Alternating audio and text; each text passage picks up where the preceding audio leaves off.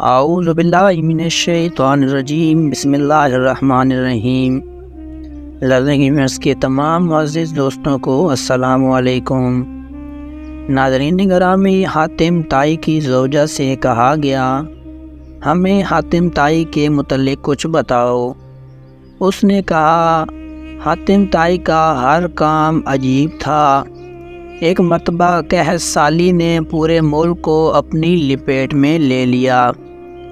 زمین نے بالکل سبزہ نہ اگایا، آسمان سے پورا سال بارش نہ ہوئی، بھوک اور کمزوری نے دودھ پلانے والیوں کو دودھ پلانے سے روک دیا۔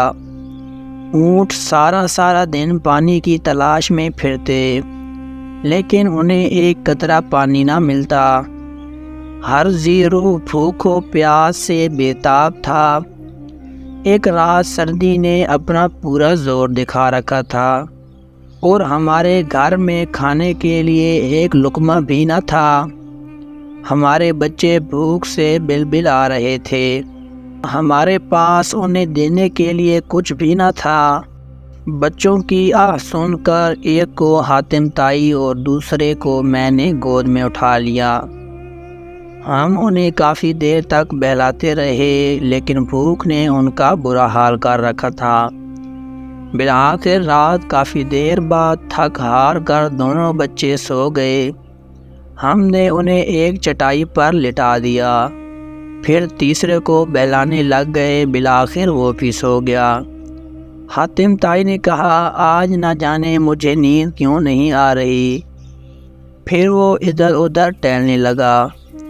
رات کی سیاہی کو آسمان پر چمکنے والے ستارے دور کر رہے تھے۔ جنگلی جانوروں کے چیخنے کی آوازیں فضا میں بلند ہو رہی تھی۔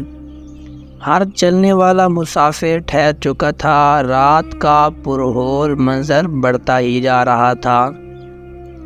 اچانک ہمارے گھر کے باہر کسی کی آہٹ سنائی دی۔ حاتم طائی نے بلند آواز سے کہا، کون ہے؟ لیکن کسی نے کوئی جواب نہ دیا۔ میں نے کہا، ہمارے ساتھ یا تو کسی نے مذاق کیا ہے یا کوئی دھوکہ ہونے والا ہے۔ میں باہر آ گئی اور حالات کا جائزہ لے کر واپس آئی تو حاتم طائی نے پوچھا، کون ہے؟ میں نے کہا، آپ کی فلاں پڑوسن ہے۔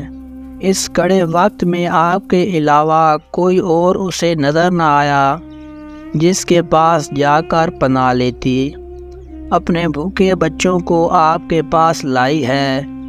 وہ بھوک سے اس طرح بلبلا رہے ہیں جیسے کسی جانور کے بچے چیختے ہیں۔ یہ سن کر حاتم طائی نے کہا، اسے جلدی سے میرے پاس لاؤ۔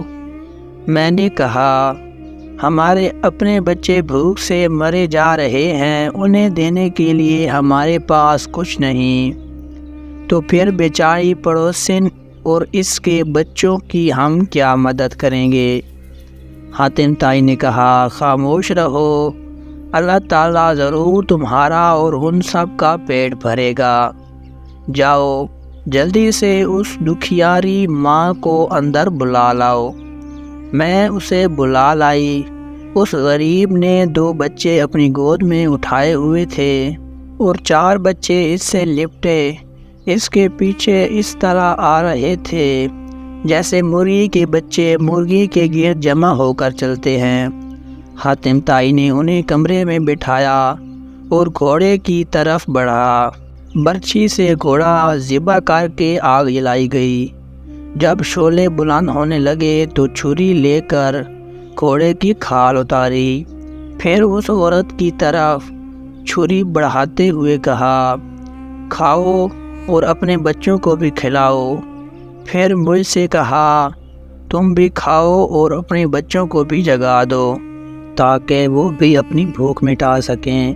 ہماری پڑوسن تھوڑا گوشت کھا رہی تھی۔